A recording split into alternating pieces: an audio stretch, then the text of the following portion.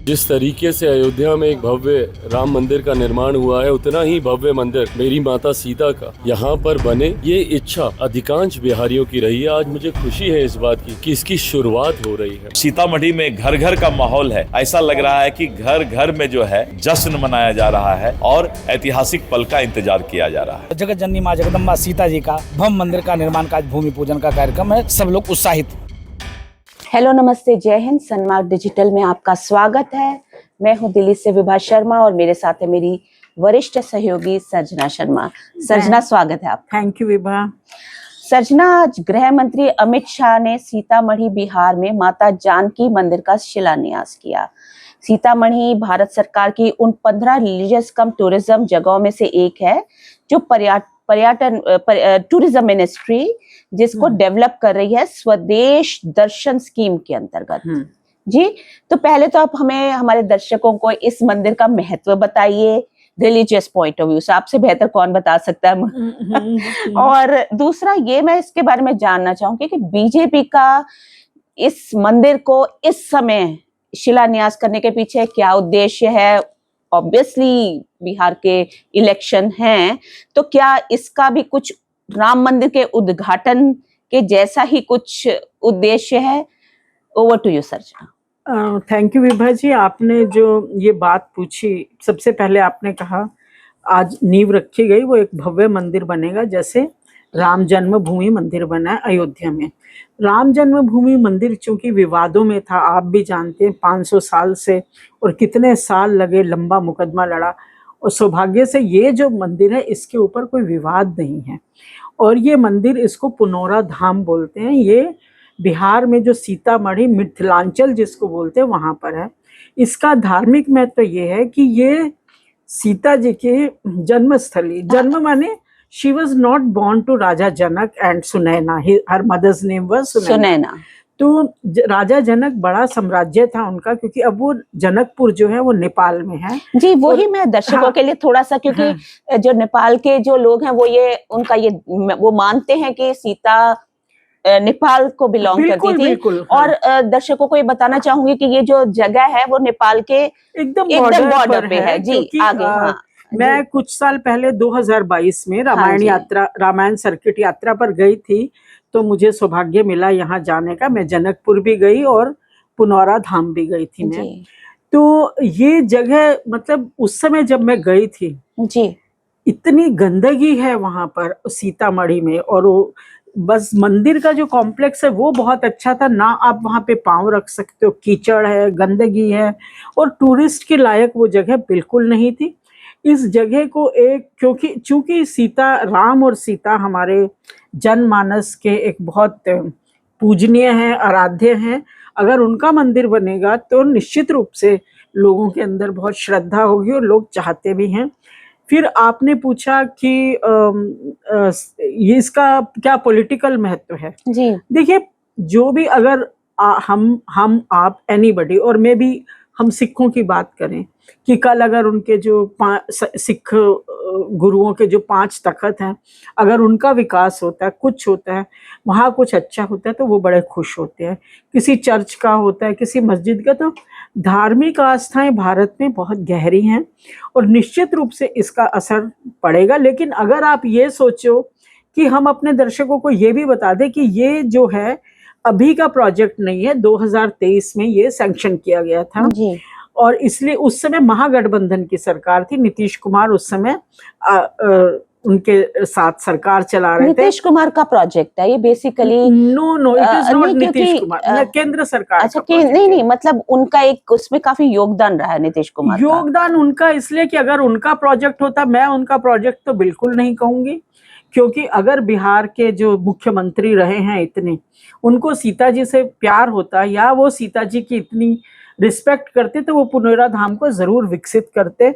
मैं तो ये कहूंगी बल्कि उस स्थान की दुर्दशा है जी। वहां पर अगर आप भी जाएंगी, आप अपने नाक पे रुमाल रख के खड़े होंगी, आप सड़क पे चल नहीं पाएंगे। मंदिर है क्या अभी? मंदिर तो बहुत है। जो मंदिर का परिसर है ना, धाम जो है वो बहुत नीट एंड कौन क्लीन मेंटेन कर रहा है? उसको वहाँ के जो पुजारी जी हैं एक, और कुछ संस्थाएं हैं वो मेंटेन करती हैं। मंदिर बहुत अच्छा बना है, मंदिर, लेकिन शहर बहुत खराब, शहर जो है वो बिल्कुल, वहाँ एक्सेस टू द मंदिर इज बहुत खराब जी और आप नहीं जा सकते वहाँ पे। अगर मैं कहूँ कि मेरी जो 22 दिन की यात्रा थी, उस 22 दिन की यात्रा में अगर सबसे गंदा कोई पैच था तो वो बिहार था, बक्सर और सीतामढ़ी दोनों। और आश्चर्य की बात आप देखिए कि आप जैसे ही सीतामढ़ी क्रॉस करके नेपाल बॉर्डर में घुसते हैं तो वहाँ 4 लेन सड़क है, इतनी ओह। साफ सफाई है।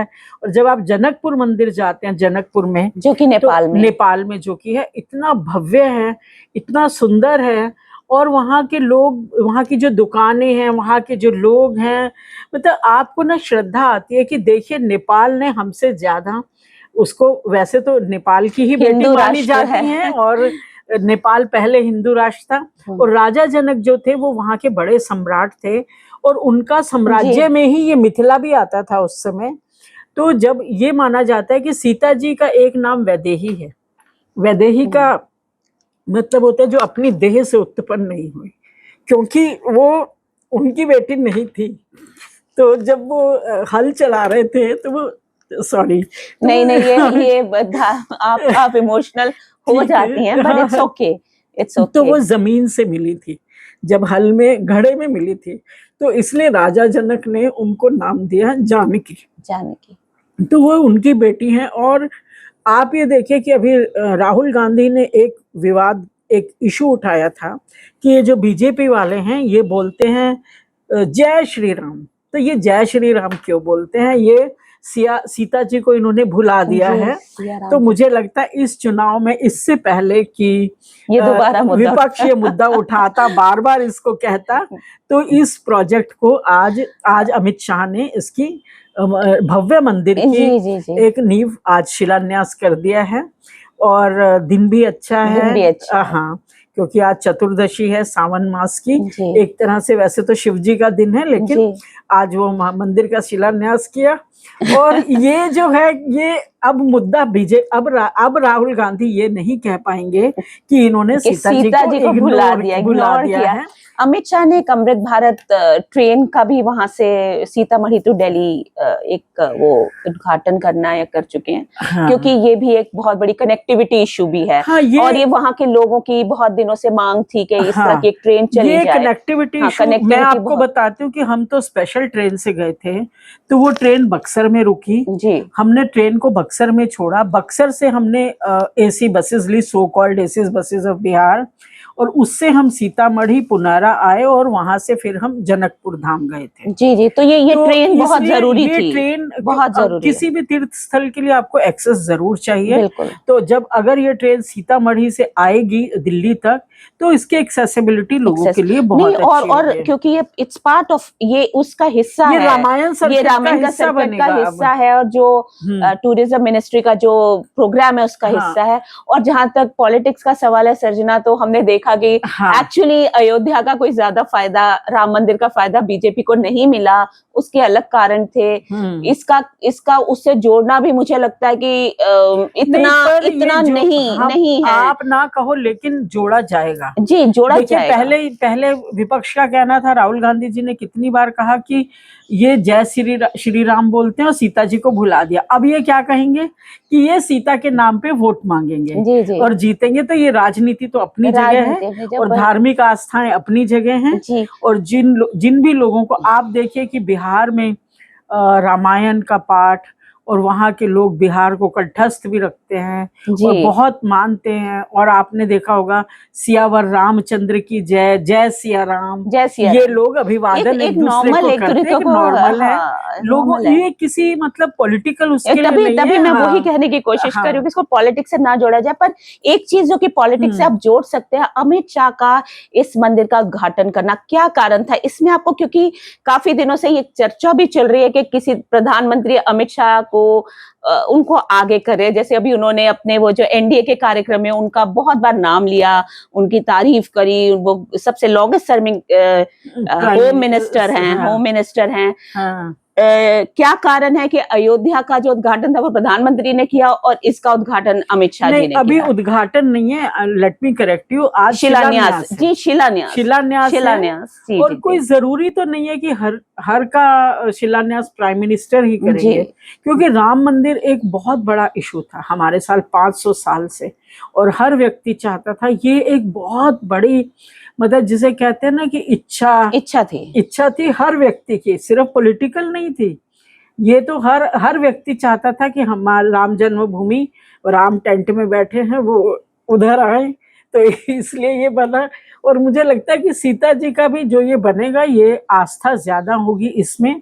पॉलिटिकल लाभ कितना होगा, जैसा कि आपने कहा कि राम मंदिर का बहुत लाभ नहीं मिला है, और हमें ढूंढना भी नहीं चाहिए, और हमें उसको ढूंढना भी नहीं चाहिए। मुझे अपना विचार है कि एक ये धार्मिक कार्य हो रहा है, इसको धार्मिक कार्य की तरह ही हमारा जो होना रामायण चाहिए। सर्किट है, जी। जो सबसे उपेक्षित रहा। हाँ, मैं आपसे कह रही थी कि बिहार को बने कितने साल हो गए, और किसी भी मुख्यमंत्री ने उस स्थान को विकसित करने का नहीं सोचा, और अगर सोचा भी तो किसने सोचा, जब केंद्र में एनडीए की सरकार भाजपा के नेतृत्व में आई, तो उन्होंने रामायण सर्किट को जब अच्छे से विकसित किया, ट्रेन चलाई, तो ये मैंने खुद, मेरा अनुभव है, सबसे गंदा, आई विल अगेन से, सबसे गंदा पैच रामायण सर्किट का ये है, सीतामढ़ी था।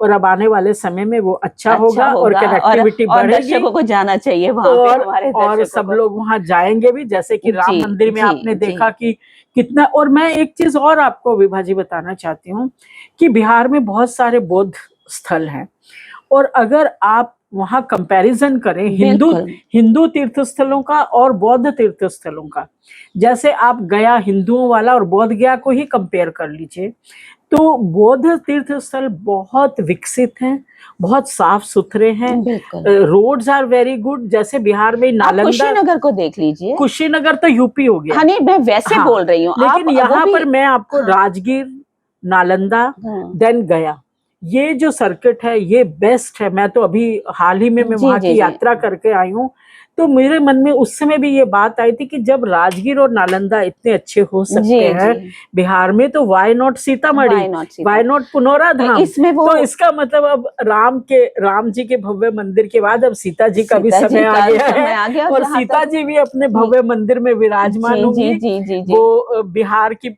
मिथिला की बेटी उनको कहा जाता है, जनकपुर की बेटी हैं, और तो अब जनकपुर वाले, मिथिला वाले, और इनफैक्ट पूरा बिहार इस बात को लेके खुश होगा। पॉलिटिकल फायदा कितना होगा ये मैं अभी नहीं कह सकती। जैसा सजना जी ने बताया कि जिस तरह से ये स्थान है, जैसे बौद्ध स्थान है, कुशीनगर हो गया यूपी में, या फिर जो आप जिनका जिक्र कर रही हैं बिहार में, वो अच्छे से मेंटेन्ड है, वहां पे लोग जाते हैं, वहां पे फॉरेन टूरिस्ट बहुत जाते हैं, आप मानेंगे।